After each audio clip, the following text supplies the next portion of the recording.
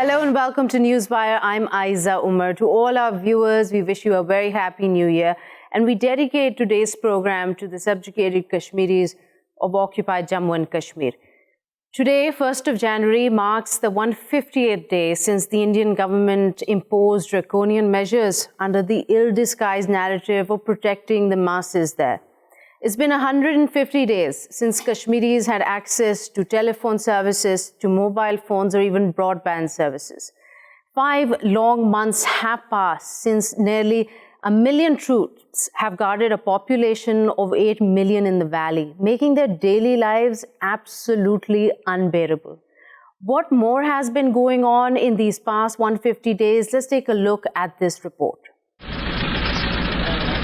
Today marks 150 days of complete lockdown in Indian-occupied Jammu and Kashmir. Prime Minister Modi's government revoked Article 370 on August 5, 2019, which gave the Kashmiri homeland some autonomy. Anticipating protests, the BJP-led government imposed a curfew and communications blockade. Landline, internet and mobile phone services were blocked. A top US daily reported India's internet ban in the valley is longest by any democracy in the world. Locals say aggressive cordon and search operations are still underway.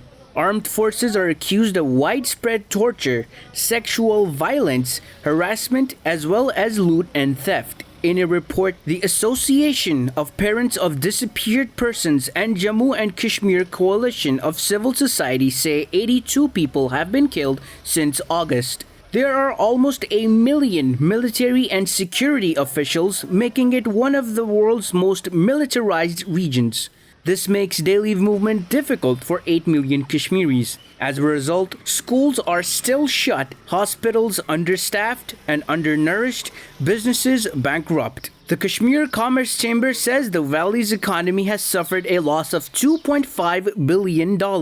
In the last 5 months, Indian authorities have detained over 13,000 Kashmiris, including minors. Senior Kashmiri leadership is under house arrest. Rahul Gandhi and other prominent leaders from the Indian parliament were denied entry to the occupied valley. New Delhi has not allowed access to any foreign media and human rights bodies to monitor the ground situation in the valley. In October, U.S. Senator Chris Van Hollen was denied entry into IOK, whereas Pakistan took him and other guests to Pakistani side of Kashmir. To save face, India organized a trip of anti-Muslim right-wing European parliaments to IOK, where they met Kashmiri youth in Indian Army's core headquarters. This PR stunt became an embarrassment, but British MEP Chris Davies said his invitation was rescinded because he sought unfettered access to go anywhere and speak to anyone he wanted. Prime Minister Imran Khan's moving speech at the UNGA in September raised the issue.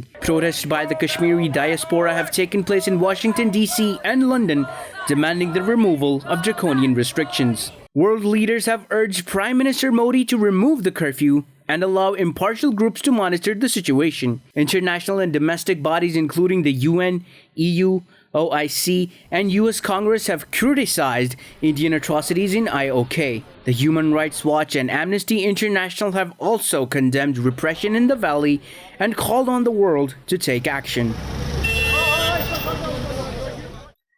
Today, however, Indian authorities in occupied Kashmir say they will restore text messaging service. They will restore internet broadband in hospitals in the valley.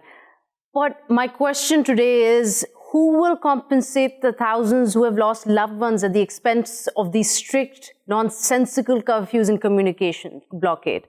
Is this supposed to bring back the life of the 22-year-old son of Saja Begum from Hewan, Kashmir, who lost his life to a snake bite, whose antidote was readily available, but because of the communication blockade, his parents couldn't call an ambulance. Staff at the hospital who had access to the antidote could not be reached. He died, and hundreds of others have also died. Who will compensate the health conditions that have gotten worse for cancer patients, for patients who were seeking help through dialysis? There's absolutely no answer from the Indian government. So today we're going to address these issues and more with our guests. Without further delay, let me who will be joining us today in this conversation. We have with us Mr. Asif Durrani, the former ambassador, joining us from Islamabad. We also have Air Vice Marshal Mr. Shahzad Chaudhry, he's a defense analyst. He's joining us from Islamabad as well. Welcome to both of you. Ambassador, if I could begin with you, especially with the new year upon us. I mean, it's the beginning of a brand new year. It's been 150 days for those trapped in these atrocious conditions. Do you feel any hope moving forward that now finally the conflict of Kashmir has finally got that kind of international attention it so badly needs? Well, there's always hope. And 150 days itself speak for the Indian failure, because they could not bring the Kashmiri population to submission. And this is the major failure of India. Otherwise, they would have been celebrating on the streets. So here, the fascist agenda founded by the Modi government, in fact, they very much, it was in their manifestos, they have tried to fulfill it. But now they cannot swallow it. They cannot swallow it in Kashmir. They cannot swallow it elsewhere in India, where they have put the Muslims on the defensive, and now they are agitating. So, in a way, India has started a very dangerous game. Its Hindutva forces have unleashed a very, you can say, dangerous game in the entire country.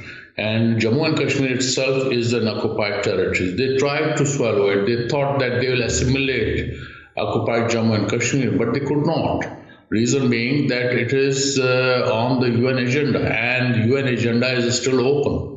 It's either Palestine or Kashmir, which are on the UN Security Council. And unless something is resolved in the UN Security Council, where Pakistan is a party, whatever measures India has been trying to do are all illegal. Let me repeat, illegal. And whatever they try, they think that they, by occupying the state or trying to change it on the paper, they would change the configuration of the Jammu and Kashmir or its demography, or it would not work. It has not worked in the past. Gone are the days when Americans could, make the Red Indians a minority. Right. We are living in 21st century, and this experience which they have tried to enact in occupied Jammu and Kashmir, it has not worked. Had this been so, as I said earlier, then Indian Hindutva forces would have been celebrating on the streets of Srinagar. Yes, Ayza.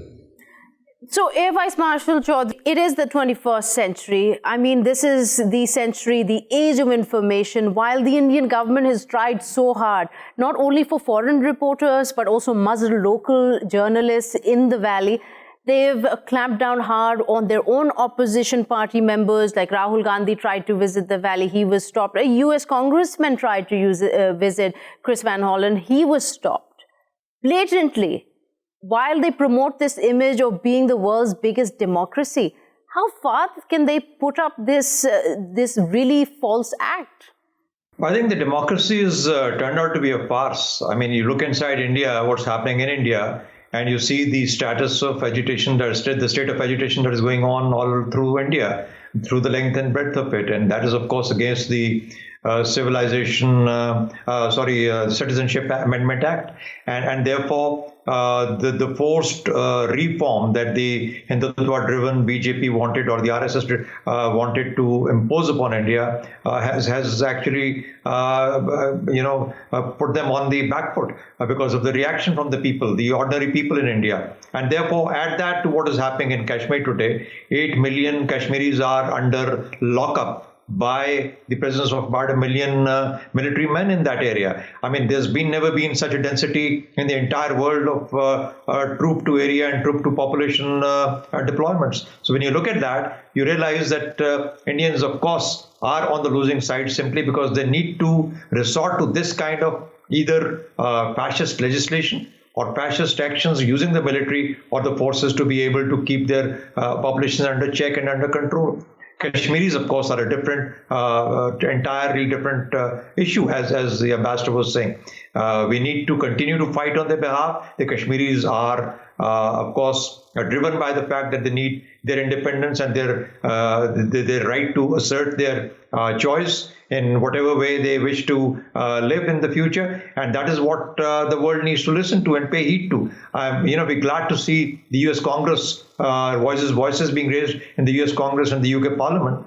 But of course, more needs to be done at the level of the United Nations, and perhaps a far more aggressive diplomacy from Pakistan may be able to bring this back into the focus, international focus. And I hope that the upcoming OIC meet that is being spoken of in April this year in Islamabad will also bring this into focus and bring the spotlight onto the difficulties and the miserable life that the Kashmiris are going through at this time. We need to be able to come to their help and voice their misery and voice their right to life, voice their right to property, and make sure that there is no demographic change that is forced upon the people of Kashmir. And that's what's worrying, Ambassador, because while these protests of thousands of Indians is taking place right now against the Citizen Amendment Act, that the BJP very confidently, though in a very harried manner, passed into law, these protests debilitating Delhi. But at the same time, what we don't hear about is the demographic shift already taking place in the valley. While the Forest Committee is issuing licenses with abandon, allowing the reconstruction, the deforestation, new housing, roads, that is going unnoticed. I feel like maybe the international community, besides the words they've offered of condemnation, hasn't delivered at all. You are right, but you would appreciate that they have made this whole occupied territory a concentration camp, and no one is allowed. As you said, that congressmen were not allowed, international media is not allowed, only some news is trickling down from here and there, or some Indian sources who have been visiting the occupied state. So here there's nothing normal in the occupied states. If they try to take measures such as you have mentioned of allotting lands for tourism purposes, but what kind of a tourism are we talking about? When there is hatred, when there is people are compelled to submit and they are not submitting, when they want to bludgeon the population to submission and it is not being done by the population. So that shows an utter failure by the Indian rulers, whether this present one or the past one. So it's the valley has been struggling for the past 7 decades, especially for the past 3 decades. Where 100,000 Kashmiris have laid down their lives and they are still counting. And where now the new tactics are blinding the people.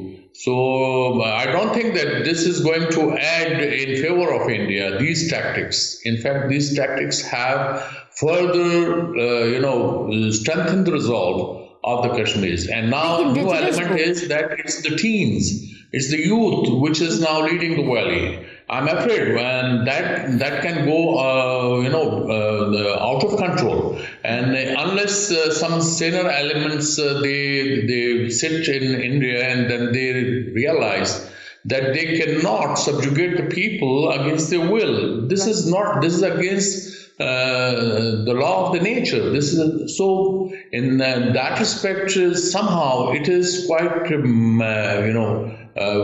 frustrating that how Indians are trying to paper over all these things, right, and the way they are lying to the international community. And that has been exposed for the first time by the international media. Earlier, international media would not just focus on Kashmir. So I think this is also a plus point that for the first time now Kashmir is on the international agenda. It is already sensitizing the world, and it will make a difference. We may not have results say in the past 150 days. The results are that we have these Kashmiris have sensitized the world, and then subsequently I think the results should come. And the reason being, then it would be a tribute to the Kashmiri resistance, which is not giving up. Right. Yes, Ayza. Thank you so much, Mr. Durrani, joining us there from Islamabad. Air Vice Marshal Mr. Chaudhry, just this indigenous movement that Mr. Durrani so eloquently highlighted here in Kashmir, 150 days of this clampdown on communication, curfews everywhere. People can't reach hospitals, people can't reach their parents on the phone. They don't know if their loved ones are alive. Just in these past 5 months, we are seeing terrible numbers coming out by independent humanitarian groups operating on the sly, talking about 210 Kashmiris, innocent Kashmiris killed in the name under state terrorism. And this includes women, it includes teenagers, it includes children as young as 8 years of age who are either killed or put behind bars for no charges at all. What kind of a reaction is expected if and when this curfew is lifted? Yes, please also count in the 13,000 young men who've gone missing since this clampdown. And that is something to be extremely worried about. The parents and the families are entirely unaware of the whereabouts of their wards and those young men who've been taken away by the Indian security forces. That's the most unfortunate part. Now, keep in mind that, of course, the clampdown continues, and the presence of the military is very much there. So obviously, it is difficult for the Kashmiris to begin to express themselves and their frustration and their inbuilt sentiment. So, and neither the Indians can forever be there in such numbers and continue to keep the clampdown the way they have done since August 5. I think the time is very much ripe for the world to rise up to the occasion. Let the Kashmiris breathe freely and let them suggest as a party to the conflict as to how they want to proceed with the solution of Kashmir. I don't think it can be incorporated as easily as or digested as easily as Mr. Modi thinks that India could possibly take Kashmir over and open it up to tourism or for whatever purpose they want to use it for, demographic changes, change the ratio of Muslims to non-Muslims or non-Muslims to Muslims. I think those are the things that people need to worry about. Ethnic changes, ethnic cleansing, ethnic genocide is what is perhaps on the agenda of Mr. Modi and his BJP government. Those are the areas that the world needs to be apprised of. That is something that we need to bring to the notice of the world. But let me assure you that once when there is a possibility and there is a chance for the Kashmiris to begin to express themselves freely, their entire political leadership is currently incarcerated. So the moment that becomes available and that is out in the streets, you'll find the reaction coming very quickly and very soon.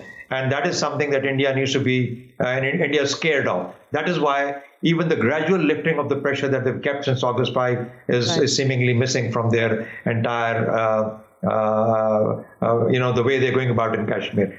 So I think that is very much a pressure lid for the moment on Kashmir. But soon, as the lid breaks itself and the Kashmiris are able to come out and say what they want, I think it will be an eruption that will be difficult for India to control and for perhaps it will generate new dynamics in the region as well.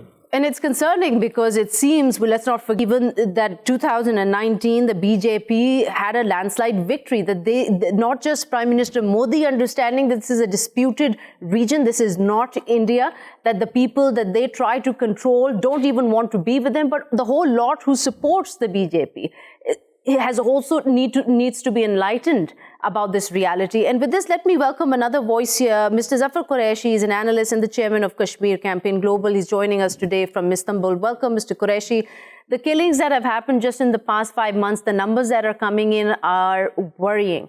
14 women widowed, 29 children orphaned, 64 women reported molestation by men in uniform, 250 residential homes destroyed. Now, these, again, I have to put the disclaimer out there, very conservative numbers. Because of the communication blockade and the lockdown, it's very hard to ascertain the exact number of those detained. Like Mr. Chaudhry mentioned, 13,000 detained, and then lots of them, we don't know where they went, different parts of India. Mr. Qureshi, the concern is, it's been 150 days of this lockdown. What happens to this community of 8 million people when this lockdown finally is removed?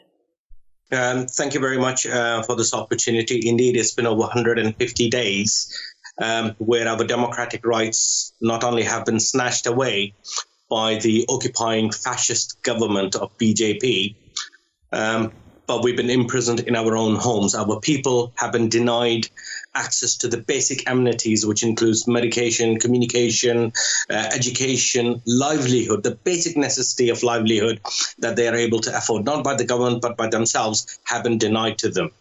You rightly said the numbers that have just been quoted are really, really conservative numbers. If you remember a couple of months ago, about 2 months ago, Parvez Imroz, who's the patron of JKCC, had an interview. And in that interview, he actually mentioned 2 months ago, around 40,000 youth were kidnapped from the Indian-occupied Kashmir by the Indian Armed Forces during the middle of the night. So the 12,000 figure, which we have from the Kashmir Media Services, is really conserved because of the lack of the communication and clarity that we have from within the valley. All the communications are blocked in order for these atrocities that the Indian government, the fascist government, is committing on especially the Muslims of Kashmir.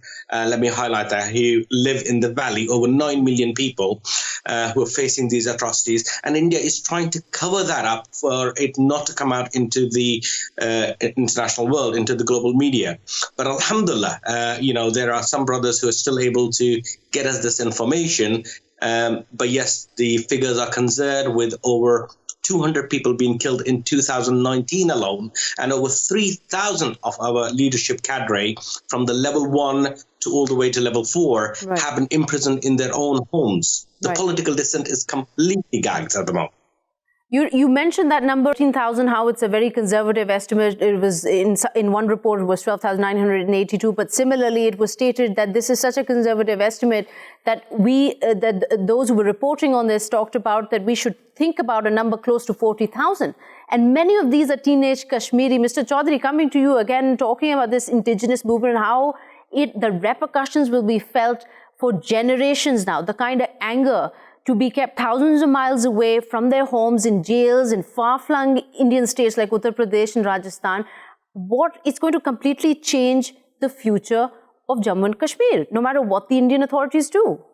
I think not only Jammu and Kashmir is bound to happen, because that is what is the belief of the people there. That is what they're fighting for. So they are convinced and committed to the idea of independence and plebiscite. And so therefore, that's going to happen regardless of how much of pressure is used by Indian forces to try and keep it occupied. It is actually an occupied territory. And when you keep a territory as occupied as Jammu and Kashmir is, soon enough, people will react to that, and especially when those who've been fighting and have laid about 100,000 lives already in that war for liberation. So that's going to happen. But more importantly, what sort of conflation will it spawn within India? Look at how Indians are being treated, how Muslims are being treated within India by the philosophy of Hindutva, and by what is being wrought there in terms of their new philosophy. So I think that conflation is going to become a very, very dangerous ploy for Mr. Modi. It's going to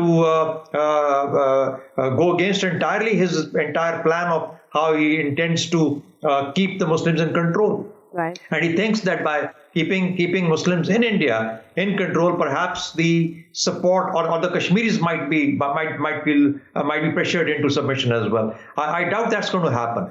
Rather, you've seen the Indian Muslims reacting to it and coming out openly within India. So therefore, I find that this sort of an inspirational conflation that is happening within India, along with Jammu and Kashmir, is something that will go a long way. I don't think this is done yet. This will never be done. And I think Kashmiris will realize what they are fighting for and what their aspiration is. And I think India will have a bigger problem of taking care of its own Muslims, which is about 200 million Muslims in India itself. You touch on a key point there, Mr. Chaudhry. Qureshi, let me get your comments on this, because the Prime Minister of Pakistan, Mr. Imran Khan, talked about this also in the UNGA, in the United Nations General Assembly in September. And he talked about Kashmir specifically, along with other issues. But he touched on the kind of Islamophobia that this highlights. And it's not anything new in India either. I mean, as Mr. Chaudhry pointed out, the kind of atrocities that take place, whether it's the cow vigilantes or others, specifically targeting Muslims in all walks of life. But the kind of atrocities we've seen here in Jammu and Kashmir, like not allowing Muslims to offer their Friday prayers in congregation, not allowing them to celebrate Eid, not allowing Muharram processions. Is this I mean, I know that this is a 70-year-old conflict, but would you say that this kind of Islamophobic activities by authorities, is this unprecedented in Jammu and Kashmir this time round? The atrocities against the Kashmiri Muslim have always been there, not just the conflict, the 73-year-old conflict, but it has always been, the Muslims have been the people who've actually faced the brunt force of these atrocities from the day one. We know the issues about ideology. What 2019 BJP government has actually demonstrated, and I think this is a blessing in disguise, is it's telling the world the reality of India, that it is not actually a secular democratic country as it claims to be, but a fascist country masking itself in a democratic terms. And that is coming, that's surfacing up, that's being unmasked to the world. The world's actually realizing India isn't what it claims to be. It is a fascist. They've got an agenda, not just against the Muslims, but also against all the other minorities, the Christians, the Dalits, the Sikhs, the Pandits. But 2019 really focuses on how much hate, not just in Kashmir, but across India, there is for the Muslims. Now, Kashmir being the Muslim populated majority territory that's been occupied in India, we've always faced this unprecedented violence. The Pandits have never had no issues from the Indian government. But it was the Muslims who've been killed, over 85,000. Now, that is a recorded figure according to the Amnesty International. Whereas when you, and again, that's a conserved figure, but when you look at the JKCC reports or the KMS reports, or when you look at the APAC reports, we're looking at over 120,000 Muslims being martyred in the last 30 years, right? So, yes, while it's unprecedented within 2019, there have been occasions where the Muslims have always faced the brunt of these brutalities from the Indian government. And it's not just the BJP. The policy of the Indian government has always been repression on the Muslims. Repression on the Muslims. It'll be more disturbing to see if these reports turn out to be true, which are coming out about distorting the history of the Muslim majority in Jammu and Kashmir, that the Modi-led Indian government is now deciding to give their own Hindutva touch to the curriculum that is followed in schools and colleges in the occupied valley. And with that, we've run out of time. Thank you so much, Mr. Qureshi and Air Vice Marshal Mr. Shahzad Chaudhry, for joining us for this part of the conversation. We'll take a quick short break. We'll be right back.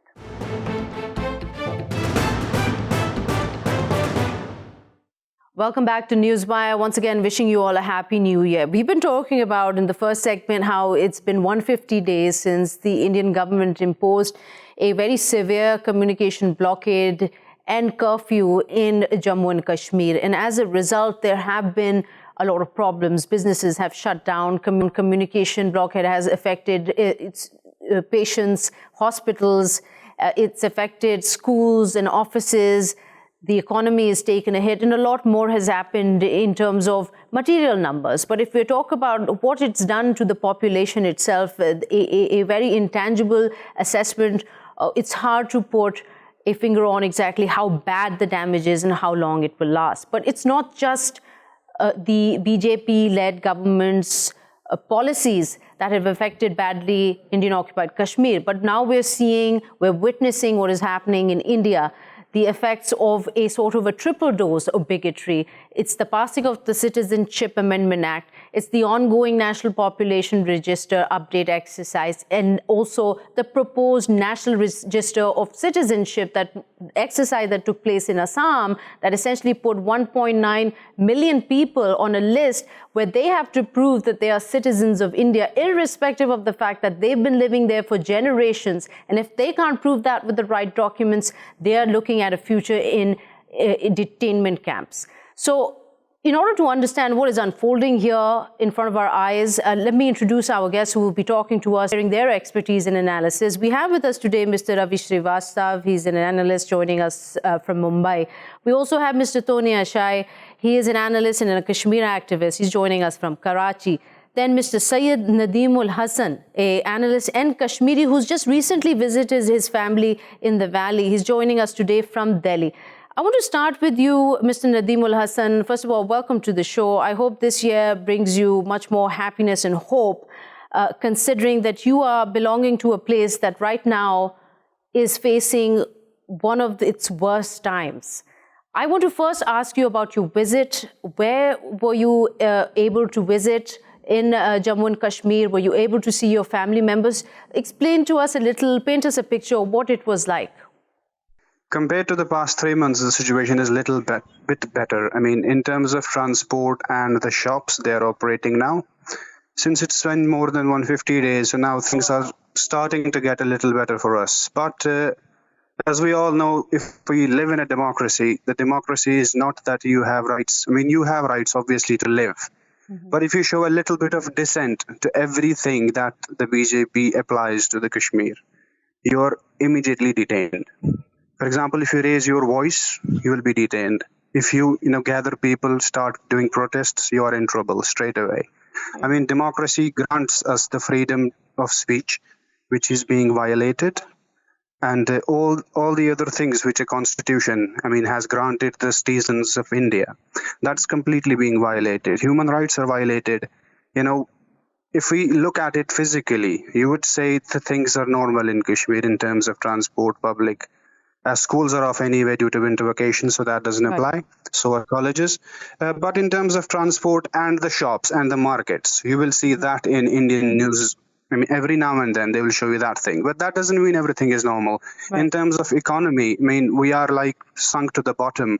BJP talks about liberating, the economy of Kashmir. How are they going to do that? We have lost about 20 to 30,000 crores from the past, 150 days. In tourism section only. The guys who are working with hotels, tourism departments, they're all shut. They have nothing to do. And since past 150 days, it is unimaginable how we are living. Not us. Forget about the government employees. They might get the salaries. But more than 50% of the people are, involved with tourism sector only in Kashmir. The Kashmir Chamber of Commerce has cited a number of $2.5 billion worth of losses to businesses, to the economy of Kashmir since August 5th. That's a pretty big number for a population of 8 million people. Exactly. That is what actually I was referring to. And nobody's thinking about that. There are no jobs already in India. The economy is shrinking. And in these kinds of situations, where are we going to go? Now, you said you're in Delhi right now. At the moment, what we've seen, especially in the past 24 hours, a huge protest taking place where thousands of youngsters, Indian academics from different walks of life, it doesn't seem to be just restricted to Indian Muslims, are participating in Shaheen Bagh. Have you been able to visit this protest? Can you tell us a little about it? The Muslim majority places in Delhi across Okhla. Those are the people which have been protesting since the past 5 days. Shaheen Bagh is still under protest. It's been there for a week now. There is a particular market called Kalandi Kunj. That's been shut from the past 1 week, maybe more.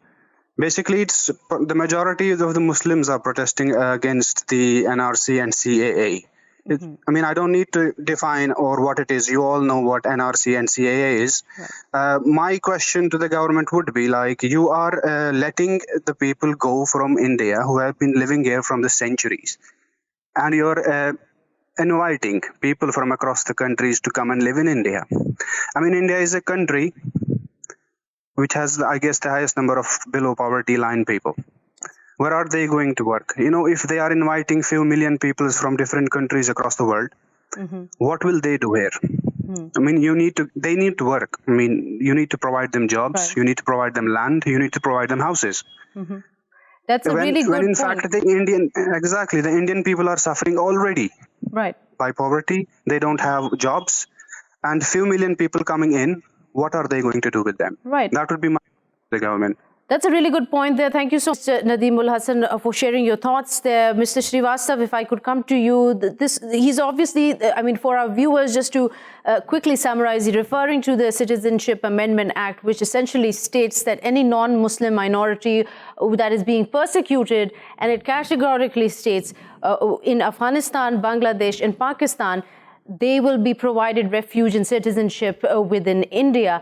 But at the same time, the problem that arises, and that's essentially why everyone's out on the streets protesting, because clubbed with the NRC, the National Registrations of Citizens, it disenfranchises the Muslims within India. But for that, Mr. Srivastav, if I could get your expertise on it, I believe you could explain this better. That why people are out on the streets protesting the Indian government's move of these three policies that's come together. I just wanted to tell you, I had summed up the CAA, the Citizen Amendment Act, in 2 lines. I had said every Hindu coming from the 3 countries will be a refugee, and any Muslim coming from these 3 countries will become an infiltrator. Now, that kind of a definition, if you provide to an act which is blatantly against the spirit of Indian Constitution, which does not allow you to differentiate on the basis of religion anybody. So that's the thing. I just want to correct my friend Nadeemul that it is not Muslims alone, my dear friend. It is across the country, across the communities, the people are on the streets and they are protesting. More than 30 lives have been lost already, out of which 20 in Uttar Pradesh, which is ruled by the BJP. Now, as regards Kashmir, I would say there is a small silver lining that SMS service has been restored since last night, and they have already connected, I think, are going to connect the hospitals with the broadband. But any developed, civilized nation in the whole world will not have the internet lockdown like this. It is not Kashmir alone, Ayza. This is whole country where they have put the internet. Immediately, if there are any protests, they will stop the internet there, the broadband and SMS services and all that. And you can well imagine that today, from cabs to medicines to grocery, everything we are dependent upon the net connectivity. Absolutely. And the life gets totally paralyzed. As far as the Kashmir is concerned, just allow me to finish. I'll just make one more line. Kashmir, they have already, the damage is done. My word is the damage is done.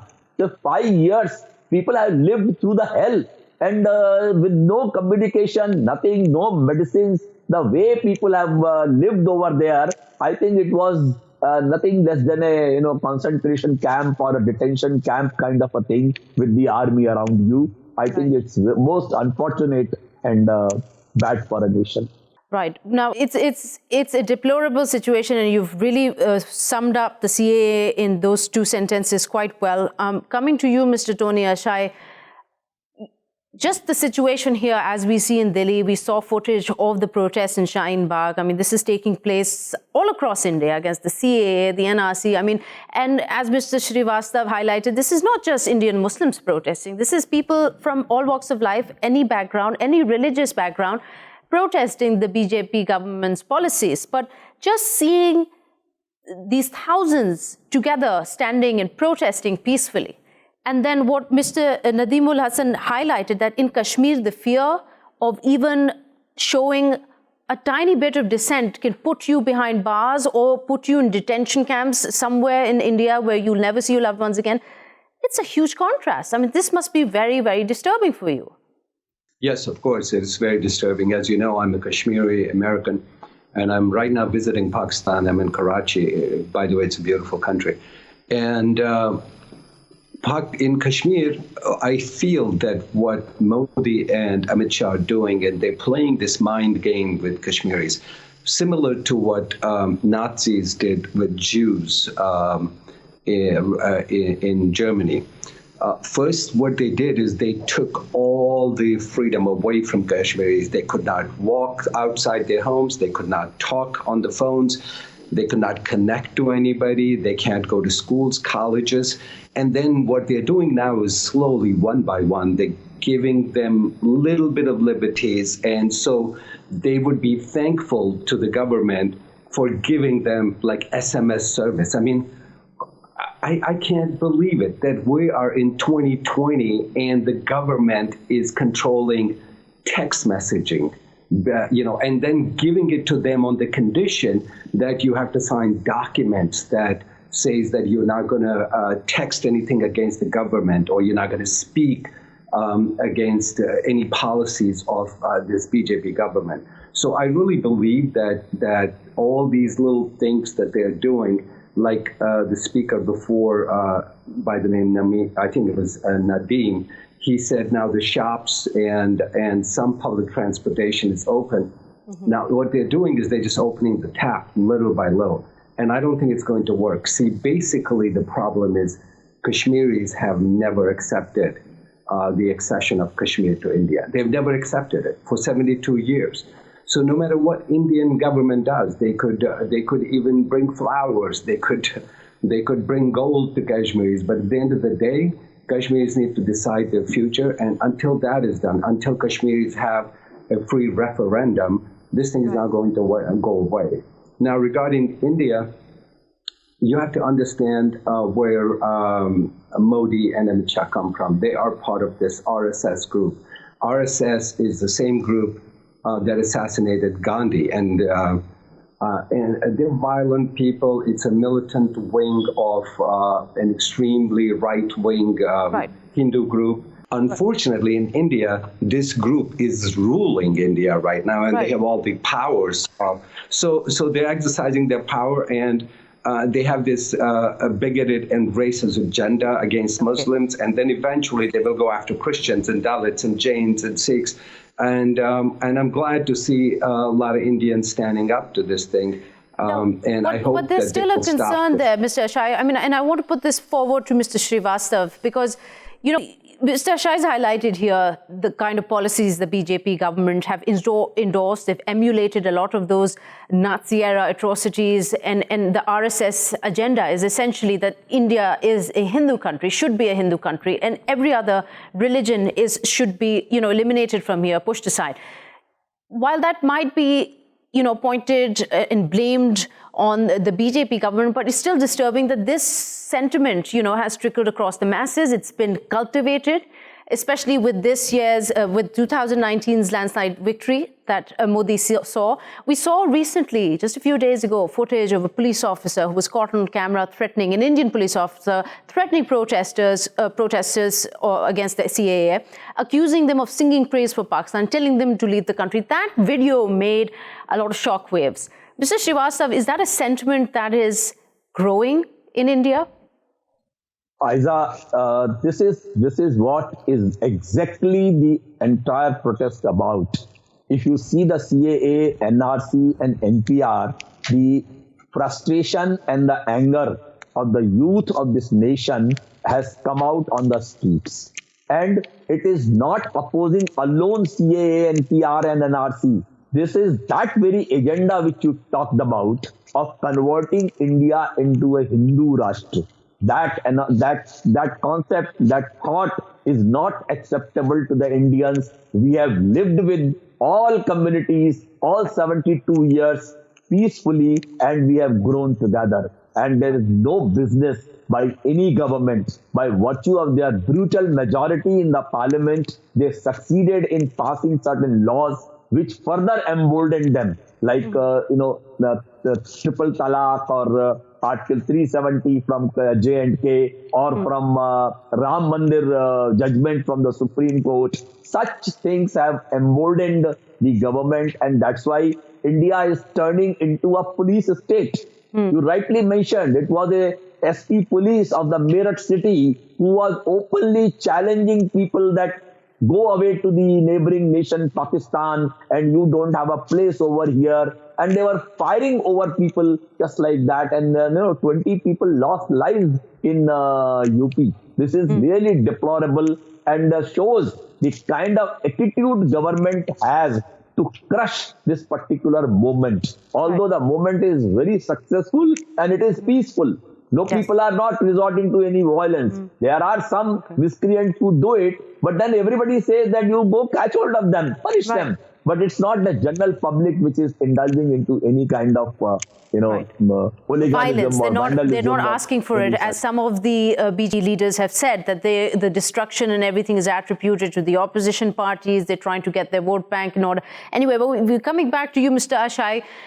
You talked about how little by little India is trying to sort of open the tap, ease the pressure on Indian-occupied Kashmir. We've seen the political leadership, whether we're talking about the chief ministers who are behind bars, who are incarcerated, Farooq Abdullah, Umar Abdullah, Mehbooba Mufti, who was also with the BJP in a coalition government. Are they going to be released from detention? Are we ever going to see any political leadership come back together representing the Kashmiris?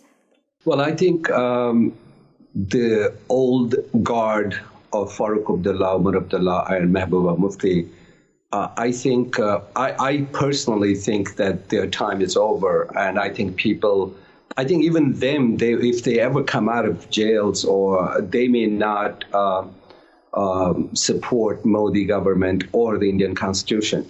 But I think the problem in Kashmir, which I think your viewers have to understand, Indian government has done everything in an undemocratic way. And no matter how much you pamper somebody, but eventually they want their freedom.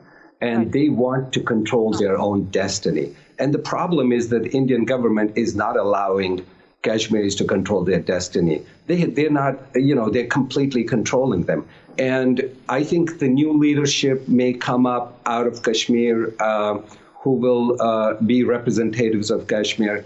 But as far as the old guard is concerned, I think they're done. They're done. Mr. Srivastav, on this also, we're running out of time, so excuse me for rushing this question.